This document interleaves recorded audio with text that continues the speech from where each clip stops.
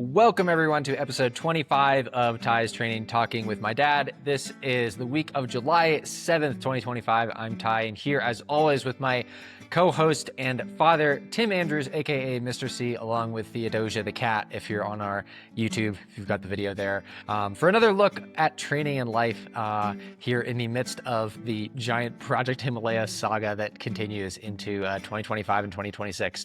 We're another weekend. It's now July 13th. We're at the end of this week, and it's been a good one. Mr. C, how's your week been going over there? It's been going great. Yeah, it's summertime and hot and sunny, so it's been pretty nice. Yeah. hmm Can't argue. Excellent. Yeah, we're full on sunny season here in Quito. It's yeah, that they're like equivalent of our northern summer. June, July, August is usually the dry season. Winter is kind of rainier and cloudier, so it's nice. The trails are all drying out. Sun is out a lot. Yeah, plants are happy. Everything is warm and sunny here, so it's cannot complain Yep. at all. Yep. And I got a purring cat in my lap. What more can you ask for? What more can you ask for? And yeah, in terms of numbers, this week we had, let's see, 119 kilometers, about 34 hours of training time, and just over 15,000 meters of vert. And this was, I'd say, the first week that, yeah, really kind of felt like I was really back in the swing of things. You know, last week when we talked, I had, just gotten back from Colorado a few days ago. So I was kind of getting into it, but this is the full week where I was like, okay, 7 days, every day felt pretty good. It felt like I was really in my routine, in my house, eating the same food, going to the same trail, do the same workouts. Like that's kind of how I like to train and when I'm really in the meat of it. So, yeah, felt good to be back in my little routine here and little rhythm. That's great. Glad to hear it. Yep. All right. Well, let's dive into the questions then. We've got 10 or so to get through here. So yeah, why don't you start us off? Yep. I got my questions lined up here. So let's do things a little bit cart before the horse or in reverse order, last in, first out for this techies amongst us.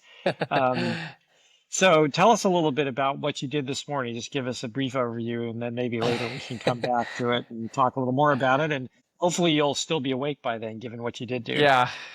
Yeah, no, it was a long day. So for context, it's like 3:30 on Sunday afternoon right now. This morning I did 6 hours of uphill on the treadmill continuously. So I finished that workout like an hour and a half ago. So if I sound a little bit tired, it's because that was long session, but really good. A lot of uphill. Use the altitude machine a little bit. We'll kind of dive into the details of that and what was the point of it and all that. But yeah, just definitely good to put that up front and just as a little caveat of if I sound a little bit brain dead, it's probably because I am still recovering from that one a little bit. And but luckily just got in a big plate of brunch, I guess, right before we got on this call. So feeling pretty good, but definitely a little bit fatigued from that one still. Yeah. Well, we'll hope it's not like, I'll tell you a quick story. When we were much younger, and I think you were not even born yet, and we dropped off your brother at Valerie's parents' house and had a little ski vacation. And we went cross country skiing all day. We were at the dinner that night, and this couple was next to it with two kids, like maybe 5 and 7 or 7 and 10, somewhere in that range. And they, been skiing all day. And literally one of the kids collapsed, fell over, head in the mashed potatoes as we were eating. Wow. Just- That's why families like ski vacations. Tire those kids out. So Yeah, that's a hopefully good you will point. not be collapsing into your mashed potatoes. No, I think I can make it through an hour or so here, and then I'll collapse into my Okay. mashed potatoes. Okay. All right. So this was clearly, as we said, as you said, a breakthrough week for you. Your first really good quality session since you got back from Mount Everest.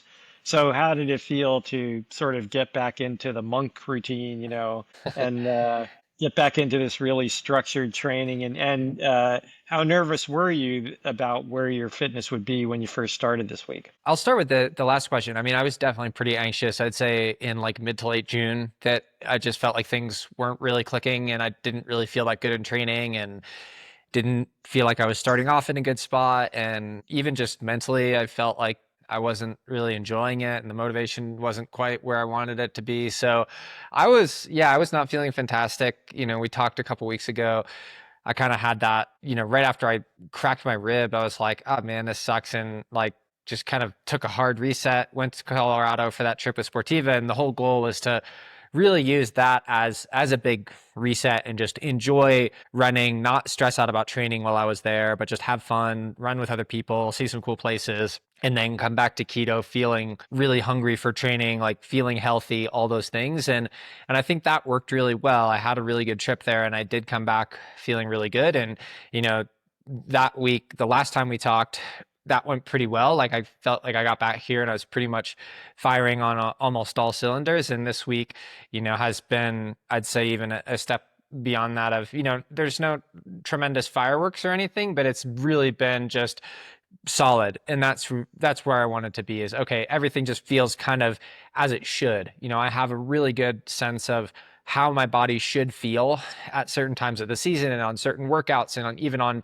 from day to day. If I do something hard, how will I feel the next day? And I think for me, one of the most frustrating things is when that doesn't line up, when I'm like, okay, I think I should feel pretty good tomorrow, and then I feel like garbage, or vice versa. That was kind of how I was feeling in June. I just had no real ability to predict how I would be feeling from day to day or session to session. And that, yeah, that really just kind of like got under my skin a little bit in a bad way. And now I feel like I'm in that routine where everything is pretty familiar. I'm on the same terrain, I'm sleeping well, I'm eating well, I'm recovering well, all that stuff that's so important. And the training is kind of just clicking along and moving in the right direction. So again, it's not like there are any like, super A+ sessions, but everything has just been kind of steady. And that's really what I've been missing, I think, the last like month and a half since I got back from Everest. Good. Well, that's great to hear then. A real Thanks. step Yeah, up, and like you're back in the saddle. So, okay exactly. then. So let's talk about the week as it was. So Monday, you had your Polichowski workout. Looks pretty much like a classic early season session, benchmarking session. So you had your Yep. 5-minute reps at your lactate threshold. So what does that tell you about where you are now compared to the last few seasons? Yeah, I've done this workout probably at the beginning of 3 or 4 different kind of like big, 6 month seasons or so over the last few years. So it does give me a pretty good baseline. I try not to judge too much one specific workout, but this is one where, I'm doing it on the exact same trail. I'm usually doing it in a similar state of rest versus recovery. So it's usually pretty good indicator of where I'm at. Um, Uh-huh. and yeah, it went really, really well. Up till this point, everything that I've been doing, like in June, had really been showing I was a little bit behind where I'd been, say, in January of this year when I was starting my Everest buildup, which, it's not the end of the world, but I don't like to be behind. and and I think this is the first session I did where I was like, okay, this session is actually pretty significantly ahead of where I was in January. So, I know we're going to talk about this in a minute, but I think part of that June period was just trying to force it when I really just my body wasn't ready to start training really hard yet. And in retrospect, and even in the time, logically, it's pretty obvious. When I zoom out and look at it in the third person, but at the time, it can be hard to realize that when you're in it. And this one was just kind of that reminder of, oh, yep, fitness is still good, training works. It's really funny. Like sometimes you just forget, like, oh yeah, if you just train it, you get better. It's this really cool process that's really predictable. Uh-huh. And so yeah, the idea for me has always been, from season to season, you take these breaks. We talked about the room springer last time. You take this break from training and you lose a little bit of fitness, but then you're always trying to start the next season a little bit higher than last time. So you're losing some fitness, but you're not losing quite that much, so that you're kind of making a big sawtooth, over many months, from season to season. So that was really my goal, or that has been my goal for, the last 15 years of running, is okay, every season I want to peak, and then you take a little downtime, and then you start training again, and you're starting a little bit higher than you did last time. And so then your peak that season can be a little higher, and, you can continue on. And yeah, I think that's pretty much where we are. I think that workout last time, I want to say it was like 51 minutes, and this time it was like just under 50 minutes. So, it might seem inconsequential, but to me, that's pretty significant. It's like a minute and a half Yeah. over a 50-minute route. Like that's quite a bit. So yeah, it's really good. It was really exciting. Again, just that was the first one that felt really good and showed, okay, actually, as bad as you felt for the last month, the fitness is actually still there, and we're starting in a pretty good place. And now we can build off of that and work up towards the end of the summer. Yep. That sounds great. I'm glad to hear it. Um, so and it will continue with that theory because you were just talking about how you were um, anxious about where your fitness was back in June and you were kind of forcing it. So does this recovery to you show it was more of a recovery issue than a fitness issue? And can you explain how you think about the distinction and recognize the difference, how you discriminate? So for context, right before I went to Colorado, so 2 weeks ago or so, I did a pretty similar workout, and I don't know, it was 10 or 12 minutes slower on a on a 50 Wow. minute route. So Hmm. you don't make that kind of jump in fitness in 2 weeks. That's not how the body works. It's not like your fitness improves whatever that is, 20% or something. That's just not possible. So what you're seeing there is a difference in essentially the readiness of your body to perform. We Uh-huh. talked, I think it was last week, about, John Waldron has this phrase about fitness being something that you have to be able to access. And sometimes you get so tired or sick or injured that you can't access your fitness. So it doesn't matter if you're really fit. If you break your ankle, you can't access that fitness, at least for running. Or if you're really, really sick, your body's just not going to let you work that hard and you can't access that fitness.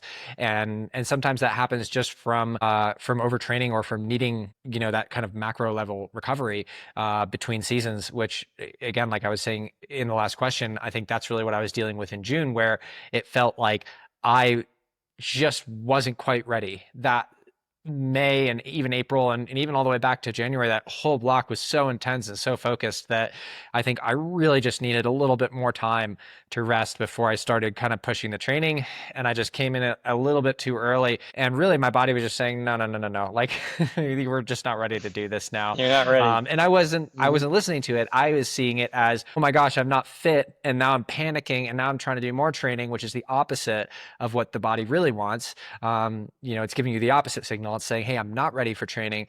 You're saying, oh my God, I'm not fit. I'm panicking. I better train even harder. Um, and then of course you can get locked into that downward spiral. And again, I think that really bad workout right before Colorado was kind of for me the breaking point of just like, okay, this is obviously not, I know for me running up Polichowski in 65 minutes or whatever it is should be like a walk in the park. It should be no problem. And so to go and have that be like feel hard, that to me says there's something wrong with my body. It's not just that I'm not fit. It's that there's something. Hmm. It's an access issue, and so that's why okay, like reset, recover, take a week or two, and now I feel like okay, the fitness. It doesn't really disappear, it doesn't go away. It does diminish a little bit with your, restful few weeks or months, but it's still there at the end of the day. And then once you are able to let the body recover and feel a little bit fresher, then all of a sudden sometimes you can just kind of pop one out and have it feel really, really good. So that's kind of how I look at the last month and where I am now. Yep. That makes a lot of sense. And it's it's understandable. We all tend to be impatient, especially with recovery times when we want to get on with things. Glad you're doing better. Um, Thanks. and You too. so, and a good clue for anybody who's struggling with any of these kind of issues is, if you're off by that much, if you're off by a huge amount like that, then Right. something else is going on. It's not your fitness, right? So that's Right. one of the key discriminators. Yeah. Exactly. Okay. Hmm. Okay. So this week you did a lot of double workouts. You really ramped it up. Um, and what's the purpose of these double workouts and killing yourself like that? How do you balance the fatigue from these Polichowski sessions, which in and of themselves are pretty daunting for us mere mortals, and then you hop right on an afternoon treadmill just a couple hours later with an oxygen, well, not an oxygen, with an anti-oxygen mask on that makes it even harder. So the context of this is there's this idea in track and field that's become very popular over the last few years called double threshold training, where effectively people have found, and honestly, this goes back like, I want to say like almost 20 years at this point. There's this Norwegian guy, or maybe Swedish, I can't, one of these Nordic countries, kind of experimented on himself and was playing around with lactate testing and all these things, like really getting super scientific about it.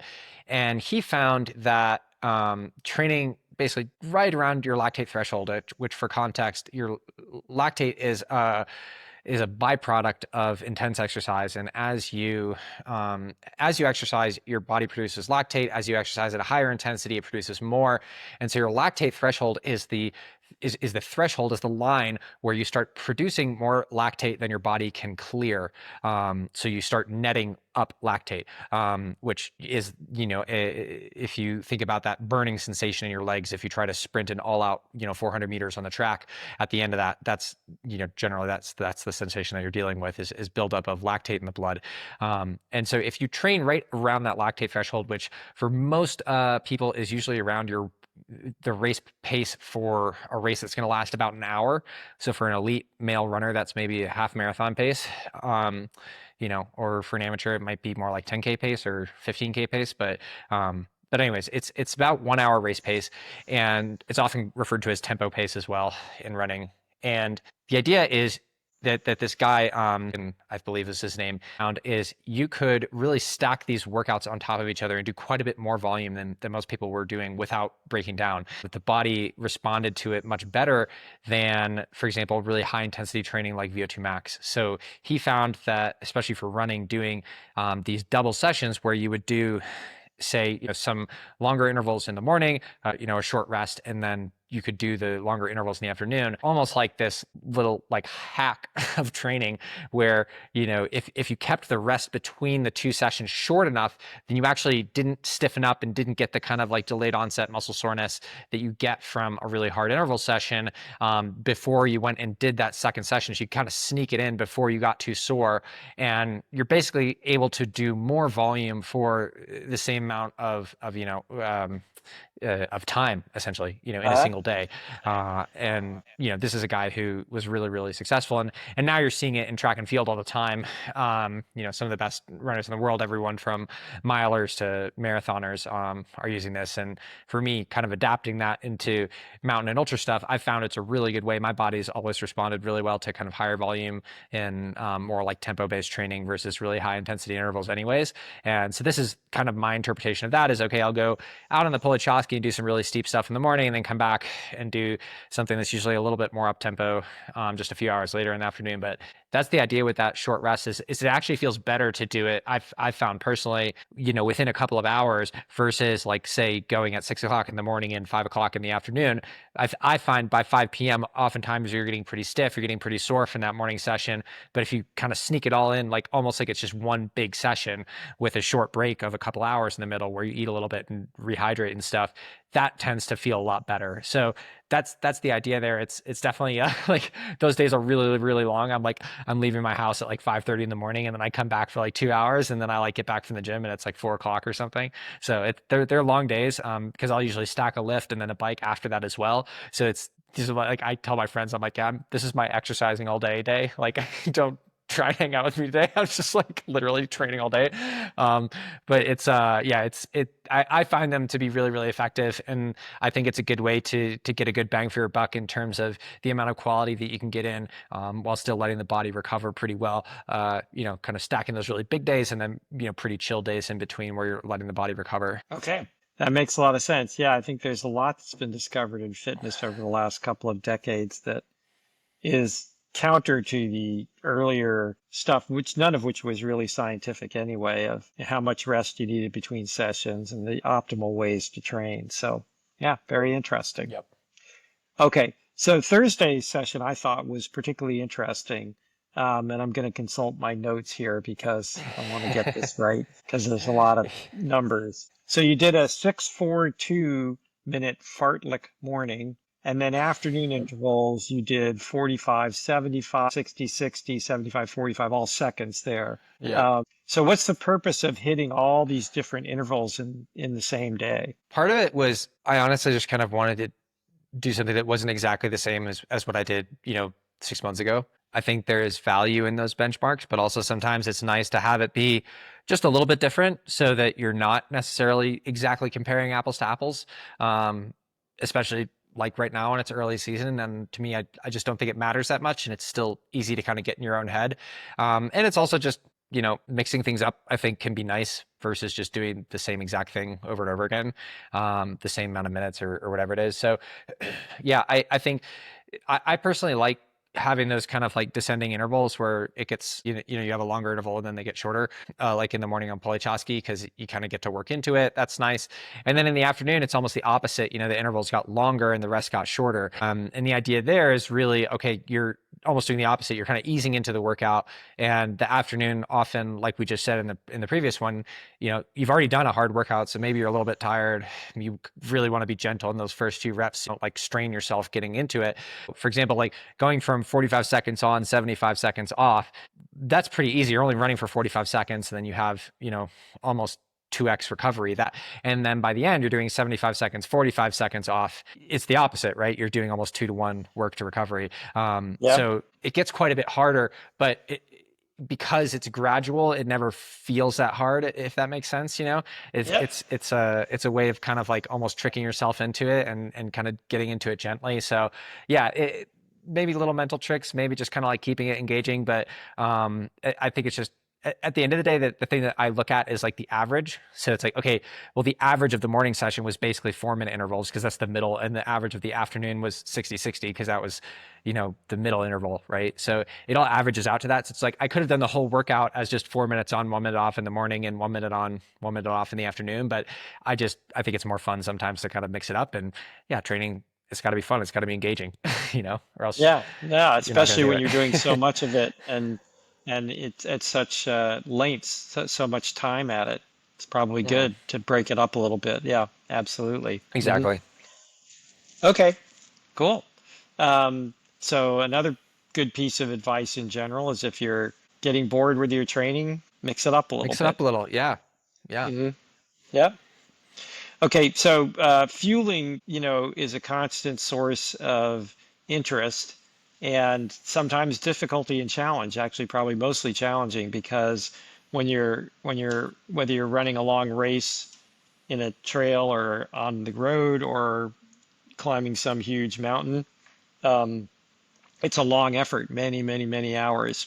And if you don't get the right kind of nutrition or you have any digestive issues, those are real problems. So you've been experimenting, I know, with various fueling regimes and trying different things.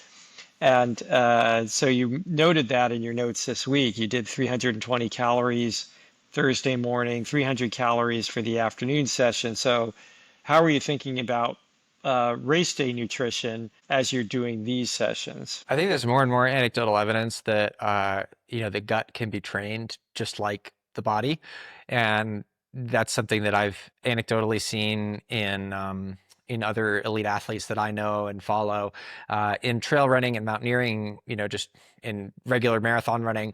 And so I think that the kind of old ideas of, oh, maybe you get in 200 calories an hour are just kind of going by the wayside. And you're seeing guys, even, in the marathon, taking 600 calories an hour, and even in ultras taking 400 calories an hour, 100 grams of carbohydrate an hour. It's a lot. The kind of, I think the guys who are really cutting edge here are the cycling, the Tour de France guys. If you look at what they're doing, they're really pushing the nutrition. So I think a lot of it comes from them, and then goes into, ultra endurance and marathon and track and field as well. And yeah, Uh-huh. so for me, it's been really just testing on myself. And even those numbers, like those are not even full 60-minute sessions. Like those are just the quality pieces. So like that 320 calories is in 50 something minutes, and 300 calories in the afternoon was in 40 minutes. So for me, those are pretty high numbers. So far so good, honestly. Like I haven't had any issues. I think the what will be more interesting is the longer stuff. And actually today's session was really good. I think I averaged 400 calories an hour for 6 hours, which is probably the Wow. most I've ever taken in for something that long, especially with altitude, or simulated altitude at least. So that's really exciting, because, all of this is going back to the idea that pretty much no matter how many calories you take in, maybe unless you're doing like a 60-minute time trial on a bike or something, you're almost always going to be in a hole. Your body is always going to be able to burn more calories than it can take in process, even if you're like mainlining carbohydrate. Like you just can't take in enough. Like your absorption, the amount that you can absorb and get into your muscle glycogen is just that process is slower than the amount that you can put it out in terms of energy production. So you're always going to be in a hole. So all of this is just about minimizing the hole. It's about making the hole Uh-huh. smaller. And, you know, the difference, yeah, between 200 calories an hour and 400 calories an hour is huge. Even 300 and 400 calories an hour is huge.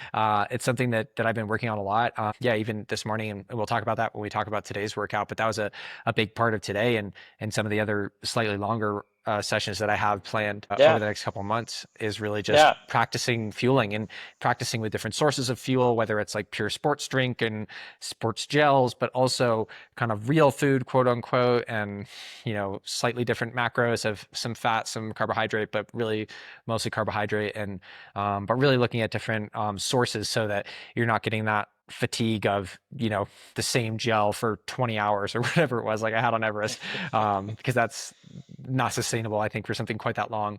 And it's something that I see there's definitely meat on that bone, which for me is exciting because yeah, whenever you find something where you're like, oh, I can go and, you know, get another 1% from, you know, dialing in my nutrition a little bit better, like that's, to me, that's huge. Yeah. Well, and I was going to say, I think that particularly for Everest, more than anything else you've done before, that seemed to be an issue a couple of times because it's Yep. such a long, difficult climb and run. And then when you get to the top is the hardest part, the most hypoxic part, and you're the most drained at that point. So yeah, if you can even Yep. get a little bit less drain, that should make a big difference, I would think. Hmm. Exactly. Yeah. Okay, cool. Okay, so let's talk about Friday. Um, Yeah. I like your description. Woof is how you felt. Very tired. Ended up walking up the Polochowski. So, how do you know when to push through fatigue versus when to just say, okay, you know, this is a little bit of a mini case of the or a micro case of the recovery versus fitness thing again? And how do you know when to just back off completely? Training is kind of fractal in that sense, in that the same, you see the same patterns at different scales, right? So it's exactly the same idea that we were talking about with regards to June, and kind of Uh-huh. how I felt all month is how I think about it on a day-to-day basis. You have to know when is the day to push and go hard, and then when is the day to just let your body recover and do whatever it needs. And, you know, for some people, that might be a complete rest day. It might be an easy walk. For me, I've been training for a really long time. And so, yeah, walking up the Polichaski and up Ruku for 2.5 or 3 hours, as long as I keep the intensity low, is a recovery day for me. You know, that feels fine. But it is, you know, it's like for me, the difference between going up in 50 minutes versus, you know, 88 minutes or whatever it was that day is like huge. I'm just like, oh my gosh, this is so slow. I'm so tired. And, you know, I'm walking almost every single step of that. But you know, it's still vert. Vert is vert. You're still taking all those steps. You're still going up 5,000 feet or whatever it is. So it's a balance of knowing what works relative to you and what your body can tolerate in terms of recovery and what will make it feel better. Because for me personally, I've found even some really light movement, even if it's just walking, even after, you know, like the day after an ultra marathon or something, I'll do a really light spin on a bike or just walk around or something, and I will feel much better than if I just sit on the couch or in bed all day. That very just range of motion, blood flow, all those little things, I often feel way better after that. So yeah, in terms of the actual question of, you know, when to know when to push versus fatigue, I think that's where that weekly planning comes in. And it's like, okay, you know, if Thursday is going to be a pretty hard day, it's a double threshold session, it's a big strength session, it's a plyo session, it's a bike. That's a lot of training in one day. And then yeah, Friday is going to be really, really chill. Like it better be. You know, this is where I go back to that idea of you know, being able to kind of predict how I'm going to feel. And you know, that afternoon or the afternoon before that, you know, Thursday afternoon, say I finished up that day's training, I'm like, yeah, I'm going to be really sore tomorrow. Like, and that's okay because tomorrow is recovery day. So it doesn't really matter. You know, that's why I prefer to do a lot of my training nowadays just by time. So I'll say, okay, I'm just going to go do 2.5 hours, as opposed to, oh, I need to hit, you know, 10 miles or 20 miles or whatever it is, because, you know, if I just go and walk at zone one up a hill for 2.5 hours, that's pretty good workout, and I'm okay with that, you know, and that's kind of what I find works really well for my body, um, and yeah, that's pretty much it. Yeah. Well, and I think certainly consistent with, at least with my personal experience. If I have a hard session at tennis and then do some weightlifting, I'm going to feel it. But I feel much better even that same day if I keep moving, Yeah. and much better the next day if I move a little bit, but just not too hard. Um, and, again, of course, when you get to our age, speaking of fractal, it literally comes down to also, by the way, even doing this, where I will sit in a chair for an hour and a half, isn't the best thing in the universe, Mm. because everything gets a little stiff, and Yep. you need to, get up every 20 minutes or 30 minutes in an ideal case. Yeah, you feel that at every level. So that makes a Yep. lot of sense. Okay, so now let's talk about today's insane session. So 6 hours on the treadmill, first of all, that's insane. Um, Yeah, I know. Wearing a heavy backpack, putting boots on. I mean, okay, so walk us through the strategy behind this session and how it all went. Well, I'll tease our audience a little bit and say, we definitely still have some plans for the fall in the Himalaya. We're still trying to figure out exactly what those are. So, um, obviously, we've talked about UTMB, and that's kind of still the main goal. But, these I did one big session like this in the spring, and I felt like it was a really, really interesting stimulus. It was good. I felt like I learned a lot. I was able to practice a lot of things in a pretty controlled environment. And that was really the idea here. This is the end of my block. Today is the last day of this block. So I'll do 3 super, super light days over the next 3 days. So I kind of give myself permission to make that last day a little bit longer, a little bit harder sometimes in terms of just wear and tear on the body, because I know I've got a pretty solid recovery period coming up. Hmm. But it's really, yeah, I wrote down just like, we had our list of 16 things last time after, or before the first Everest build up. I wrote down a handful of things about, okay, if I go back to the Himalaya in the fall, whatever I'm working on, these are some things that I wanted to work on. One of those was fueling, which we've talked about, and a big one was training with a little bit more weight on my back. And even UTMB requires you to carry quite a bit of gear. So I've just kind of made my daily pack that I go up Polichowski with a little bit heavier, bring in kind of the required kit. They make you bring like, a rain jacket and rain pants and like all like some just kind of ridiculous stuff that you're probably never going to use, but whatever. Um, but having all that stuff in your pack so you get used to that weight. And, in the Himalaya, you have a lot more stuff just because it's a more intense environment. You've got warmer stuff, you've got more food and water, things like that, because you Yep. just have longer chunks without support. So I kind of went through the whole exercise of looking at, okay, what actually does my fully loaded pack weigh if I am gonna do something pretty long where I'm not gonna have a ton of support on the mountain. And yeah, I came out to, I don't know, I think around 8-9 kilos, which is about 20, 22 pounds, I think, and which is not light for me. I'm not a big person. I'm about 125 pounds, like 57 kilos or something. So that's a pretty significant portion of my body weight. It's much more than I usually Yeah. train with. And Yeah. yeah, I want to be, ready to deal with that. So that was the idea with the pack, and the boots, just getting used to those and everything. And so it was really just 6 hours on the treadmill. It does seem pretty ridiculous, but it's really just about trying to, practice the things that are important, which are, uh, you know, moving with weight, moving in hypoxia, in the gear that I'm going to be wearing, all that stuff. Having all that set up in a way that I could just keep doing it, uphill. We've talked about this before, but the idea that being Yep. able to do a lot of uphill vert without the downhill is really a lot easier on the body, but you get a really nice aerobic stimulus from it. So that was really the idea. It's like, it's funny. I've been watching this show, The Bear, which is a cooking, this show about this guy who's a cook in Chicago. And there's this like really intense scene at the end of the second season where he's like locked in a freezer, and well, his like brand new restaurant is opening, and he's like, I like screenshotted it because I was watching on the bike, and it's like, he says something along the lines of like, like basically like, I'm a complete psychopath and that's why I'm good at what I do, or something like that.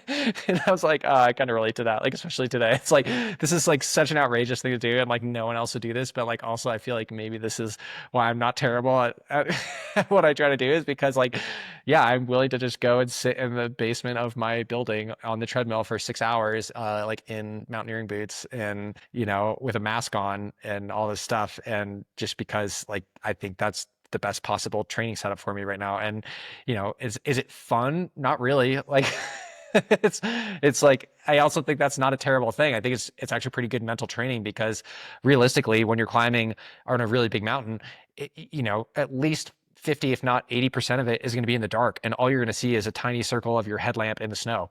And that's not very stimulating either. So you better get used to this idea of just walking uphill without much mental stimulation. And I think that sometimes, being able to just do hard stuff without a lot going on and without a lot of change in motion is actually pretty valuable. So yeah, I recognize that it's completely outrageous, but also like that's kind of the point. Well, yes. So we'll um, what was I going to say? I will say, I tease you about it, and I will continue to do so because it's a lot of fun. Um, Thank you. but it is, I think, inspirational to a lot of us how dedicated you are. And the other side of it is when you get to the top of Monaslu in record time and you're in these beautiful places, you've accomplished something that most people are never going to come close to, and that inspires the rest of us to think about what we can accomplish. So yeah, Well, I I hope will so. continue to Yeah. make fun of you, but it really Please is, do. it's pretty cool. Um, Yeah. Yeah. No, mhm. I think it's when I have those workouts on the calendar and it's like, oh man, this is going to be not the most, type one fun kind of day. A lot of it is that delayed gratification of I'm doing this so that I can go do really fun stuff in the big mountains outside. Like that's what I love to do. And those really big goals are really fulfilling for me. And, yeah, it's not that fun to walk uphill on the treadmill for 6 hours, but also I recognize that that specific preparation is really going to help me, you know, whether it's in the Alps or in Nepal or wherever, to be able to do something that I really care about and is meaningful to me. So, Yeah, you're kind of just, it's almost like an investment of your, time and willingness to tolerate tedium and suffering a little bit. yeah. Well, and I think anytime, you're at the top of a elite athletic endeavor, that's the life, and that's one of the reasons it's inspirational because it's so hard to put that much effort in away from the thing that people see. And Yeah. so we see it here a lot with you. I mean, today was the Wimbledon final, and Hmm. these guys are unbelievable, right? They're just Right. unbelievable. With 35-mile-an-hour serves or running around the court. And what you don't see is the 7, 8, 10, 12 hours a day they put in every day, weight rooms, running, hitting on Exactly. the practice court, just so much work that you can't believe it. So same thing as you. I'm sure they do lots of ridiculous things probably Right. uh, in order to get themselves to the final of Wimbledon. That's what you want to do. It's the pinnacle of your capabilities. So yeah, and most of us Yep. can't do it. We don't have the talent, and we don't have the we don't have the mental discipline, and so our natural defensive mechanism is we make fun of you. Well, and I also think it's different because, like this is my job. Like I get paid to do this, which is great. Like I'm Yeah, so grateful every single day that I literally get paid to exercise because I love exercising.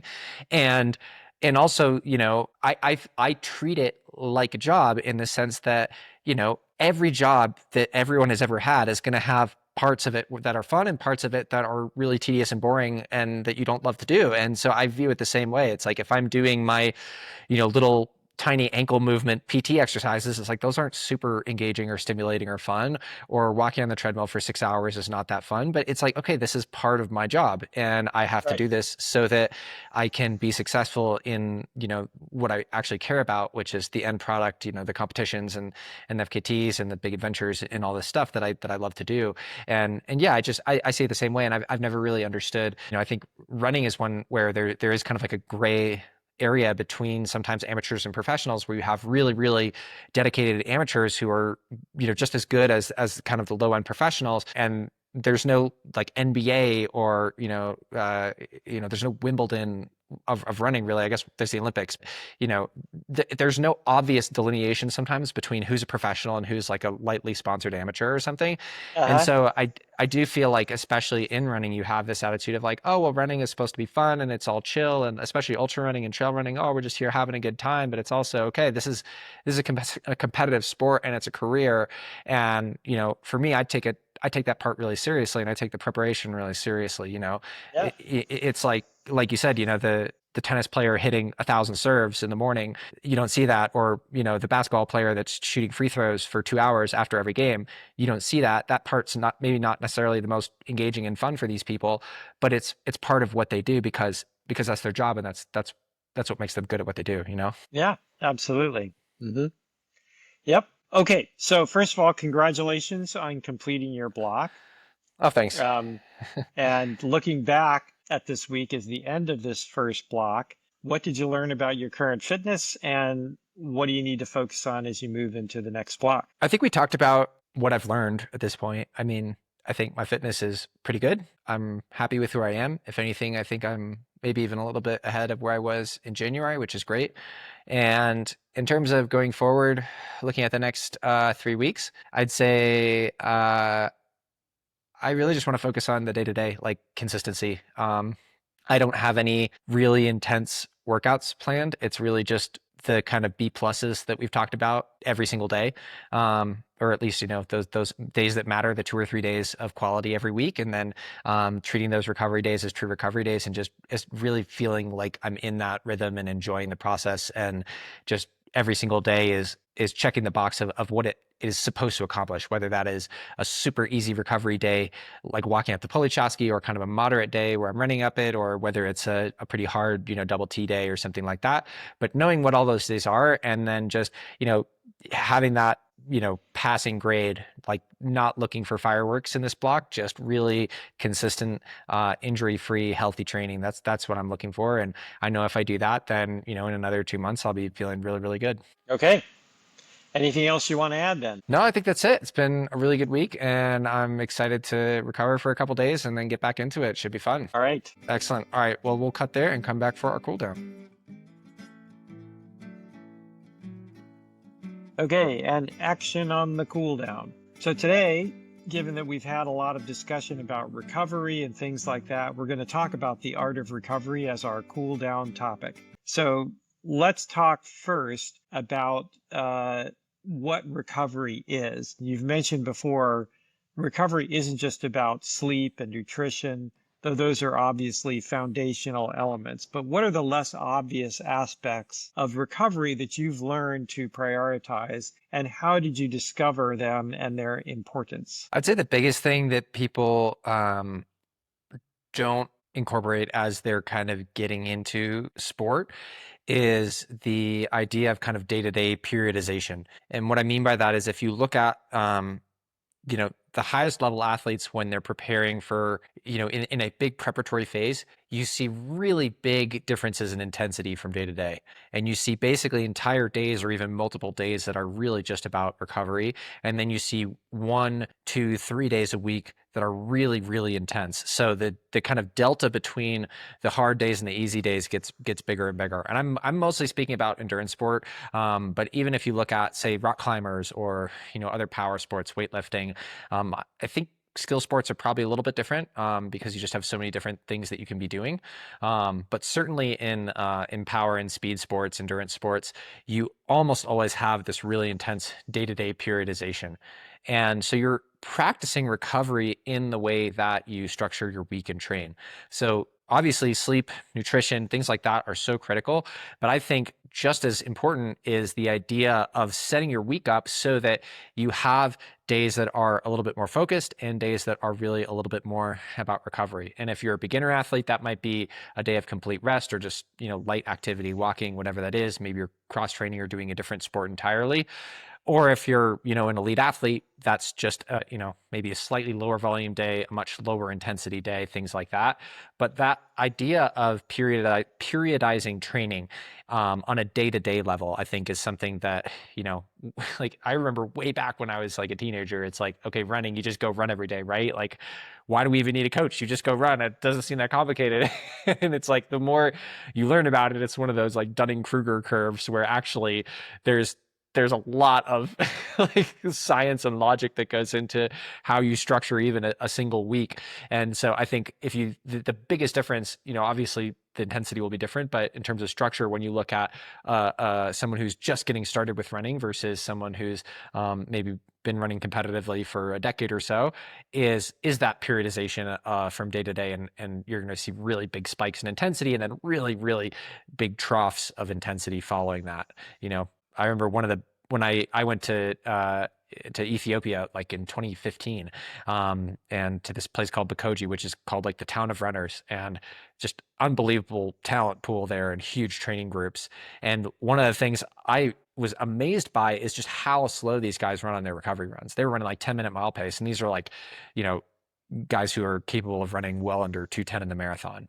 So that showed me, oh my gosh, like we in America even are not taking our recovery days easy enough. So I think your hard days should be really hard, your easy days should be really easy, but you do have to kind of build towards that polarization so that your body can tolerate those hard days and then recover on the easy days. Yeah. Yeah. We can talk another time too, because I have read, anecdotally at least, from some coaches who are pretty well known, as I recall, they do a lot of zone 1 training as Yep. well. So they don't Yep. even worry so much about even getting to zone 2, for building that base engine, what you like to call the engine, right? So yeah, Yep. I think there's, we like, I mean, if you're a runner, you like going fast, right? In general, we like the intensity of sport, but you have to understand if you're looking at it in a disciplined way, then building that foundation may require actually going easier than you think you should be going on a regular basis. Yep. Okay. So there's this prevailing wisdom in endurance sports that active recovery is always better than complete rest. You have talked from time to time about the value of actually doing nothing productively. So can you explain what that looks like for you and when you choose to really completely rest versus this kind of active movement recovery? I think it depends on your definition of nothing. Like, I don't think I ever actually do Well, that's what we nothing. want to clarify. Yeah. Yeah. Um, Hmm. yeah, I think it depends on the person and kind of where you are in your, fitness journey, let's say. If you're truly a beginner, I think that running, like if you've never run before and you want to start running, I think that running every single day is probably not a great idea because it's too much musculoskeletal stress for your body. Just the motion of running, especially if you're running, say, on concrete every single day. You're not going to want to do that every day. So if I have a brand new runner, I might have them running 3 days a week, and that might be plenty for them. Most people are not, well, maybe I shouldn't say that. I don't think most people are completely sedentary, like all the time. I think, even just getting up and walking around, maybe you walk to the store if you live in a city, maybe you walk your dog, whatever it is, that is still motion, that's still exercise. So that counts, I think. Hmm. And, it really does depend on your definition of nothing. I think from a macro level, I think we talked about maybe last time this idea of like almost like mentally not doing anything in terms of training. I think that can be really valuable. So like removing the training stress or structure from your brain. I think that can be really, really helpful. And that is something that I actively do where I try to have basically nothing on my calendar in terms of training. But in terms of like no exercise, like, gosh, that's like a really hard thing for me to think about. Like I personally like never, this is double negative, but like I never do no exercise. Like even when I'm in a full on like recovery block, I'll go for a light walk or hike or spin the bike a little bit or just something to feel good. Like I just feel better in my body. It's not for training. It's just about the sensation Hmm. of being in my body, and that feels better. Yep. And I think there is evidence, and we've talked about this before, that even very moderate light exercise can actually be better than complete rest. Obviously, if you're injured or sick or something like that, I think those are times where complete rest can be really helpful. But otherwise, I think that prevailing wisdom is actually probably right. I think it's true that it, gentle active recovery. That's kind of an oxymoron, but that just some amount of movement, but it's so relative to the person. That's the thing that gets lost, right?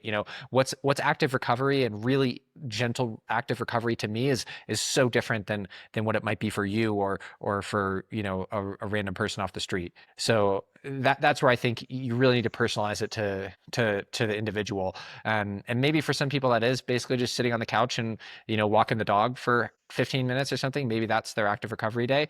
And for some people, active recovery might be hiking up a mountain. Like, it's really just, it depends on the person. But I think Okay. absolute complete rest. I think generally there's, yeah, I don't see a lot of reason for that unless you're, again, really sick or hurt or something like that. Yep. Yep. So complete rest is reserved for injury or incapacity of one sort or another. And then, but really making a difference between, as you were saying in the earlier talk part, between the hard days and the easy days, making a bigger difference there. And Yep. also mentally making sure that you're also taking it easy mentally on yourself. So no Right. expectations and trying to Exactly. really make it light. Okay. And so that was actually my next question anyway, was the mental and emotional recovery side of things. So we talked about the physical side, and okay, getting a little bit of motion is usually good for you even after a hard workout. But mental and emotional recovery often gets overlooked, it seems to me, in a lot of these discussions. So how do you recognize when you need mental recovery versus physical recovery? And what does that mean? What does mental recovery actually look like in practical terms? I think of mental recovery as a break from focus. And that can be, it's a fractal idea, again, like we talked about in the main episode, in the sense that it can happen at very different scales. It could happen literally in a single workout. It could happen in a day-to-day / week-to-week, or it could happen between seasons. We've talked about all of those different scales. So mental recovery in a workout could be just a rest interval. I think that mental and physical recovery almost always go hand in hand. If it's done right.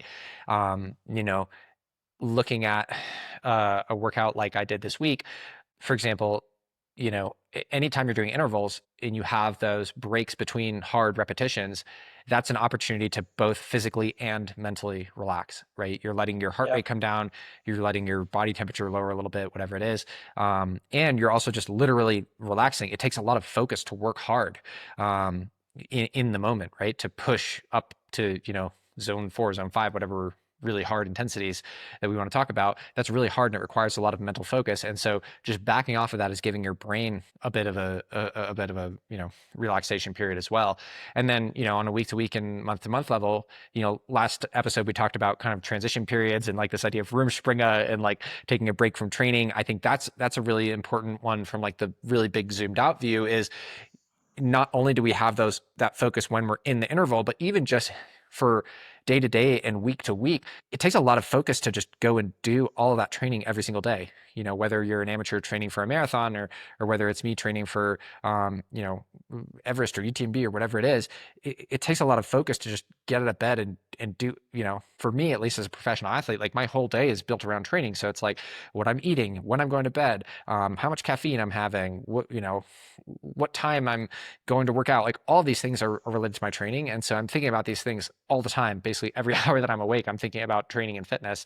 And the idea that I can just stop and not think about that stuff and, play cards with my parents, or, look at old photos or go out with my friends. Like that is something that I don't normally do because I don't have the space in my life to do that when I'm training really, really hard. So I give myself the space to do that when I'm in these kind of in between periods, as a break from that focus. So I think it all comes back to this idea of focus and rest is, it's almost the same as work and recovery is focus and rest.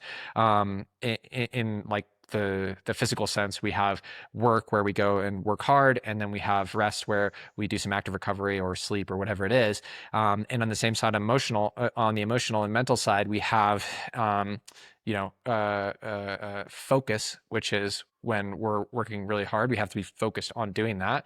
And then we have these rest periods where we let ourselves, zone out. And maybe that's, eating pizza and watching Netflix, which is what I'm going to do after this, or maybe it's like taking 2 weeks and just not thinking about training. I think either of those are really good examples of that. Hmm. Okay, so you've been through some pretty significant transitions in your life, pretty major transitions, divorce, surgery, career change, and you probably learned some things there about recovery beyond training stress. So how has your understanding of recovery evolved beyond just the athletic and training context? I often say to the athletes that I coach that your body doesn't differentiate between training stress and any other stress. Stress is just stress. If your cortisol is getting jacked up because you're sitting in traffic and you're pissed off at everyone around you, that it doesn't that on a physiological level, your body interprets that the same as if you're out, doing 200s or something. Like it's still stress. And the same thing, like if you're traveling, if you get in a fight with your partner, if you have a problem in school or work, whatever it is, all of these things that we think of as stresses that are separate from exercise and training and fitness really are just stress on the body. And I think that was a really important thing for me to realize, this idea that I'll quote David Foster Wallace, that mind is body. Your mind and your mind is a part of your body, right? We think of it as your consciousness is separate from our physicality, but really at the end of the day, we're all just meat and chemicals, right? Like that's all we are. And your brain is just more meat. So like it's all the same stuff. And cortisol, which is the big stress hormone that people talk about, it impacts you more or less the same way. So the way that I've used that for myself is I try to give myself way lower expectations whenever I know that I'm going to be going through something that is even just kind of like uprooting my life and stressful in the sense that it's out of my routine. So a really obvious example is a big international trip. So going from Quito to when I went to Switzerland for a film trip in February for just a few days, or going from Quito to Nepal, or whatever it is, things like that, where you have a bunch of time zones crossed, you're on planes, you're not sleeping well, all this stuff, you're way outside of your routine. That's really stressful. And for me personally, I find that manifests in my training really obviously. And when I go into that with really high expectations for training, it always goes poorly because, you're just it's almost never gonna go well. It's better to go in and just say, okay, like I'm gonna have whatever it is, 40 hours of travel to go to Nepal, and therefore I'm going to expect to feel like garbage for 5 days, and that's fine. And best case scenario, I feel great and everything is fine, and yay, I slept on my planes or whatever. And then you exceed your expectations, but at least you have that baseline expectation that, hey, this is going to impact how you feel in everything you do, whether it's sport or anything like that. And I would say the same thing with really intense intellectual or emotional tasks as well. Whether it's something like taking the SAT or MCAT or whatever. That's really really physically and mentally draining. Or same thing with a big emotional task. If you have like I said before, a big fight with a partner or a breakup or something like that, that will absolutely influence, at least for me, how you're feeling physically and how your training is going and things like that. It's, I think you can try and compartmentalize things like that, and you can do that, but I think at the end of the day, like I said before, cortisol is cortisol and stress is stress, and your body doesn't really differentiate between those two. So you kind of have to factor that in when you're thinking about how to plan and what your expectations should be. Hmm. Yeah, it's a good way to think about it. It's all stress, and you just need to take it It's into all stress. account and reframe your situation and your expectations based upon the types of stress vectors, if you will, that are impacting your life at any given time. And there are lots of different ones, not just the kind that come out of the athletic endeavor. Hmm. Yep. Okay. So, as part of our public service effort, for anybody listening who might be struggling with the guilt of rest days, like, oh my God, I'm not good enough, I'm not working hard enough, or feeling like they're losing fitness when they're not constantly pushing, what would you tell them about reframing this relationship with recovery? The recovery days are the days where your body makes actual physiological adaptations. Those are the most important days in your training. And for what it's worth, I'm speaking about endurance sport. So I think it is different in skill sports, but for sure with endurance sport, we go and we work really hard on our hard days. And what we are actually doing at a physiological level is we are damaging our bodies, right? We are breaking down muscle fiber. We are draining our glycogen stores.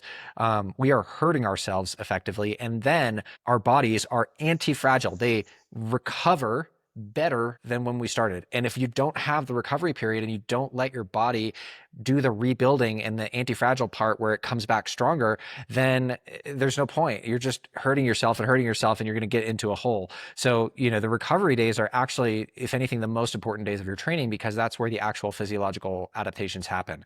And if you don't have those days, then your hard days are for naught, because you won't be getting any gains from them, because you won't be able to build off of that damage and build back stronger. So I think it's you want to look at it as this almost like two-step process. The first step is the really hard the really hard day where you're doing the damage, and then the second day is the recovery day. That's where the actual physiological process of rebuilding so that you can become stronger and then do it again. And then that's how you get the positive sawtooth up and to the right, as opposed to the negative sawtooth down and to the right. That's what you really want. Okay, that's great. Very helpful, I think. I think I can even apply that to myself. So thank you Good. very much. Anything else you want to add before you read us out? No, I think that's all we got this week. So thank you, everybody, for listening. As always, please send any feedback, questions, comments, concerns, hopes, dreams. You can send those to my email, ty@chasky.run, or DM me, Tyler C. Andrews, on Instagram. And remember, you can read my raw training logs on my blog at tylercandrews.com and get that delivered on Substack as well at the same address. Ty's Training is a Chasky Media production brought to you by the good folks over at Chasky Endurance Collective, the world's leader in online coaching, travel, and community for endurance athletes. Thanks, everybody, for listening, and we'll see you next week. Ciao. Bye-bye.